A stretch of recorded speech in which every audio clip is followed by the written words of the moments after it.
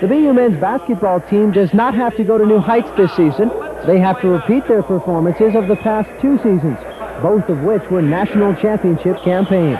But that task will not be easy, as gone are guard Courtney Bailey, forward Frank Bajarski, and a few other notables. But all is not lost. Is still in the mold are Whitney Dabney, last year's most valuable player in the CIU championship final, David Dominique, Marvin Russell, Dave Nakoni, and Patrick Jebbison, last season's CIU Men's Player of the Year. Jebbison, with the Mike Moser Award in hand, is cautiously optimistic about this year's chances at a 3rd straight title. There may be pressure to repeat a 3rd time, but everybody's handling it well. You know, we have some good rookies that are handling it well also. We'll be okay.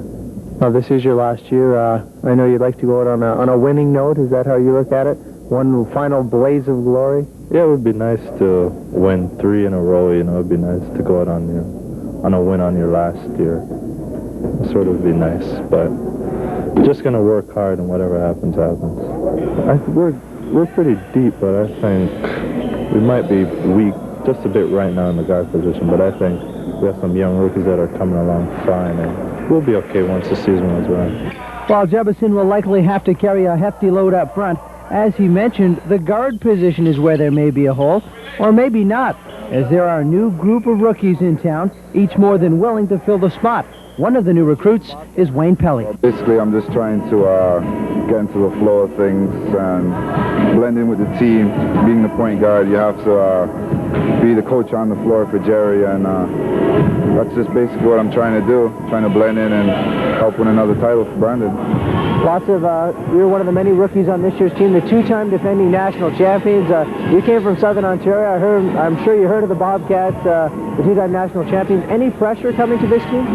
Oh yeah, there's always pressure coming to a 2-time national champion. You don't want to come and act like you want to take charge and things like that. Well, you got to come and you got to show what you can do and try and win another title. Okay, just one other question. Are you excited about the fact that you're in Brandon and you're with the national champs? Oh yeah, definitely. That's why I came here. I just want to be part of the tradition. The GPAC Men's Basketball Conference will be made up of 4 teams: BU, the University of Manitoba, the University of Winnipeg, and the University of Regina. The top 3 teams will make the playoffs. Talking about last year's team, you went through undefeated, didn't lose a game for the regular season, all the way to the national championship. I don't know how you could better the season. I mean, is it possible to improve on last year's performance? Well, that's definitely true. We're playing a very strong league, Glenn, and definitely trying to repeat this year. That brings a lot of pressure, but at the same time, we feel like we've surrounded ourselves with some pretty good people, and we feel if these individuals come on, as I hope that they will, then our chances of repeating, I think, could be, I'd say right now, fairly good. That doesn't mean, March, you never know, but I think we're going to have a good team.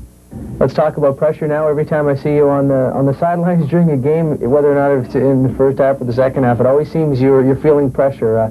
Now you're the 2-time defending national champions. I'm sure you felt some pressure last year.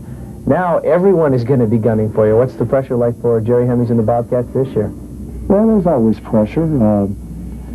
Everybody, anytime you're national champions or you're at the top, you always have everyone ganging up on you, or definitely, they're very up to play you, and that kind of comes with the territory, and our veteran players, they realize that, and that's something our rookies must realize.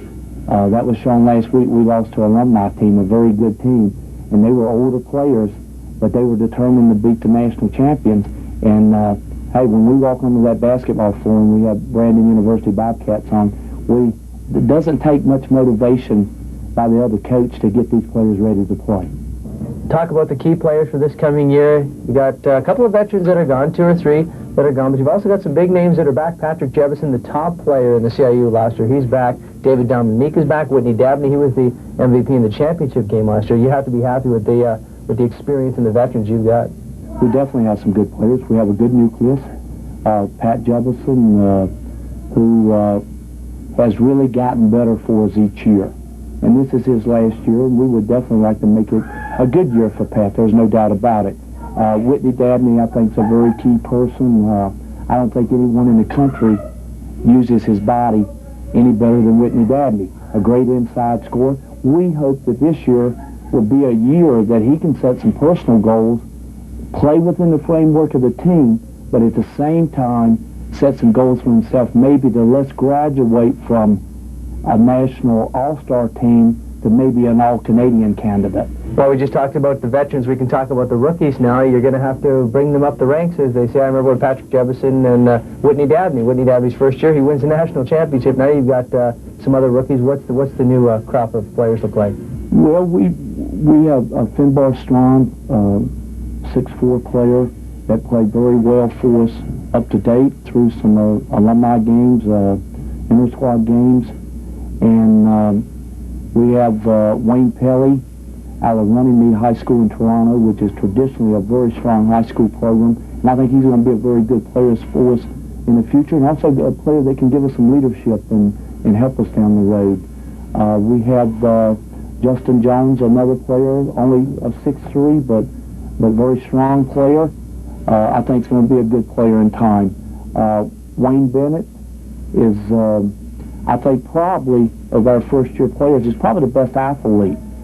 And he's got all kinds of potential. It's just a matter of Wayne deciding that he really wants to reap that. You can have ability, but that doesn't necessarily mean you're going to have potential unless you really want to do it. And I think our philosophy my philosophy is in coaching, especially at the university level, that I look at myself more like a pool shooter, and I'm working on this shot, but I got to position myself year, 2, 3 years down the road to really keep us, a strong program that we've established here at Brandon University over the last 10 years. Let's talk about the fans. Now every time come to the BU gym, seems to get more and more fans out every time. It's pretty tough sometimes. The weekends are scheduled on Friday nights. The hockey team plays on Friday nights. You're the 2-time national champions. A lot of other places you have to play in a lot bigger building. What are your thoughts on the fans here in Brandon? Well, I think we do have some good fans. As a coach and know that I have players that react to the arousal level of fans. The more fans we have, the more hype we have, the better they play. That's the type, because we deal with some high-caliber athletes. And so definitely we would love to see more people. I think we have to make it exciting, and so it takes a job on everybody's part. And just hopefully the fans will get behind us, because of being national champions, you need them to really give you that strong support. And like I said, we do have good fans, but hey, we got plenty of room for more. We got a lot of empty seats out there that I'd like to see filled. Just a couple of final questions. When you talk about intensity, you talk about pressure, talk about Jerry Hemmings as a coach, a lot of fans just love to see you run up and down the sidelines and see your expression. How would you describe Jerry Hemmings as a coach? Well, I'm a type guy. I definitely get into it. I definitely like to see my players put their heart and soul into it in a game, and I think we can't ask for more than that once we get some effort. And I'm the type, I get intense, I get into the game, but I like to also look at myself that I know that when it's time to calm down in the big games, that I can take my emotions out of it. Other than that, I like to coach a lot of intensity. You got to remember, in coaching, we use what we call a lot of psychodramatics. We do a lot of things to maybe get players' attention, to get fans' attention, to get the referee's attention now and then, although it's sometimes a little bit more show than it appears there. Put you on the spot then. Is BU going to win the national championship again this year? We're going to do our best.